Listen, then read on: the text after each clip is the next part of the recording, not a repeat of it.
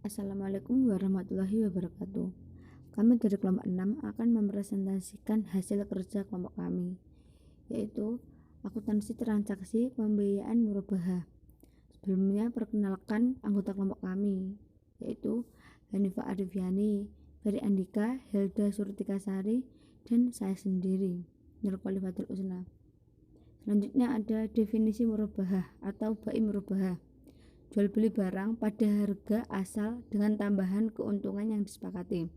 Dalam bai murabahah, penjual harus memberitahu harga produk yang ia beli dan menentukan suatu tingkat keuntungan sebagai tambahannya. Dalam PSAK nomor 102 tentang akuntansi murabahah dijelaskan, murabahah menjual barang dengan harga jual sebesar harga perolehan ditambah keuntungan yang disepakati, dan penjual harus mengungkapkan harga perolehan barang tersebut kepada pembeli.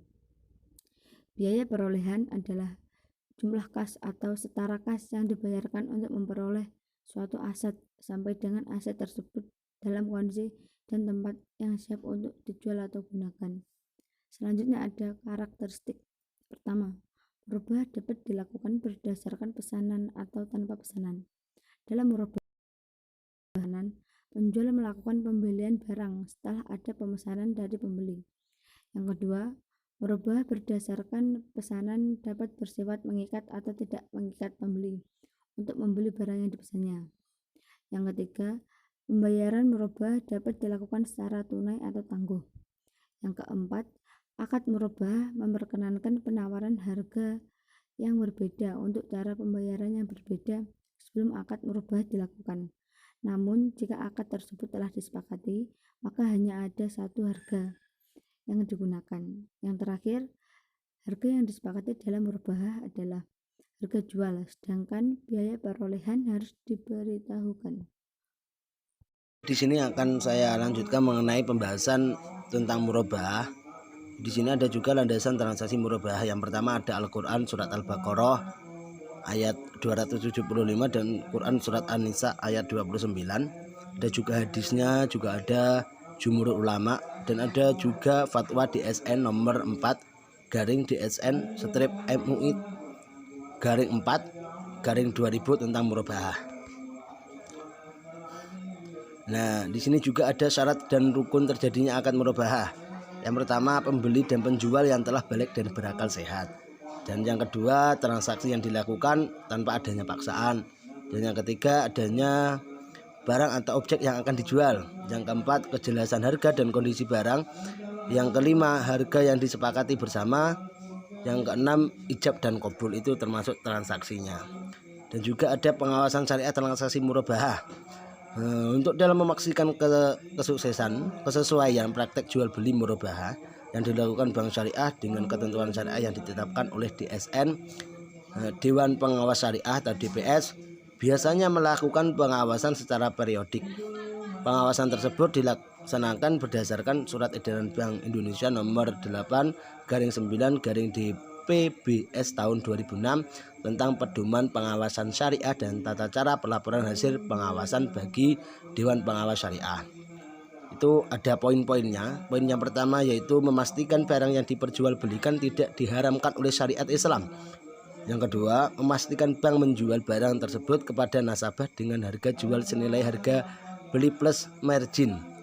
Dalam hal nasabah membiayai sebagian dari harga barang tersebut, maka akan mengurangi tagihan bank kepada nasabah. Yang poin ketiga, meneliti apakah akad makalah telah dibuat oleh bank secara terpisah dari akad murabahah. Yang keempat, memiliki pembiayaan berdasarkan prinsip murabahah dilakukan setelah adanya permohonan nasabah dan perjanjian pembelian suatu barang atau aset kepada bank. Nah, itu untuk pengawasan syariah untuk dan mengenai transaksi murabahah. Alur transaksi murabahah. Yang pertama, negosiasi dimulai dari pengajuan pembelian barang oleh nasabah. Yang kedua, apabila rencana tersebut disepakati oleh kedua belah pihak, maka dibuatlah akad murabahah. Yang ketiga, setelah disepakati dengan akad murabahah pesanan, bank selanjutnya melakukan pembelian barang kepada pemasok. Yang keempat, Dokumen pembelian barang diserahkan oleh pemasok kepada bank. Kelima, barang diantar oleh pemasok kepada nasabah atau pembeli. Keenam, setelah pembeli menerima barang, nasabah selanjutnya membayar kepada bank. Pembayarannya biasanya dilakukan dengan cara mencicil dalam jangka waktu yang telah disepakati. Penyajian transaksi murabahah di laporan keuangan. 1. Uang muka murabahah dari pembeli disajikan sebagai liabilitas lainnya. 2. Tagihan kepada nasabah atas pembatalan transaksi murabahah di mana uang muka nasabah lebih kecil dari beban real yang dikeluarkan nasabah disajikan sebagai piutang CORT. 3. Piutang murabahah disajikan sebesar saldo pembiayaan murabahah nasabah kepada bank. 4. Margin murabahah ditangguhkan disajikan sebagai pos lawan piutang murabahah. 5. Beban potongan pelunasan atau angsuran murabahah sebagai pos lawan pendapatan margin murabahah. Yang keenam, dalam hal bank menggunakan metode proporsional, pendapatan dan beban yang terkait langsung dengan transaksi murabahah yang belum diamortisasi disajikan sebagai liabilitas lainnya dan aset lainnya. 7. Pendapatan margin murabahah yang akan diterima disajikan sebagai bagian dari aset lainnya pada saat nasabah tergolong performing. Sedangkan apabila nasabah tergolong non-performing, maka pendapatan margin murabahah yang akan diterima disajikan pada rekening administratif. 8. Cadangan kerugian penurunan nilai murabahah disajikan sebagai pos lawan atau kontra account piutang murabahah. 9. Denda atau takzir disajikan sebagai komponen dari sumber dana kebajikan atau Khodrul Hasan. Selanjutnya, pengungkapan transaksi murabahah. Hal-hal yang harus diungkapkan terkait transaksi pembiayaan dengan skema murabahah antara lain: 1. Rincian piutang murabahah berdasarkan jumlah, jangka waktu, jenis valuta, kualitas piutang, jenis penggunaan, sektor ekonomi, dan cadangan kerugian penurunan nilai. 2. Jumlah piutang murabahah yang diberikan kepada pihak yang berelasi. 3.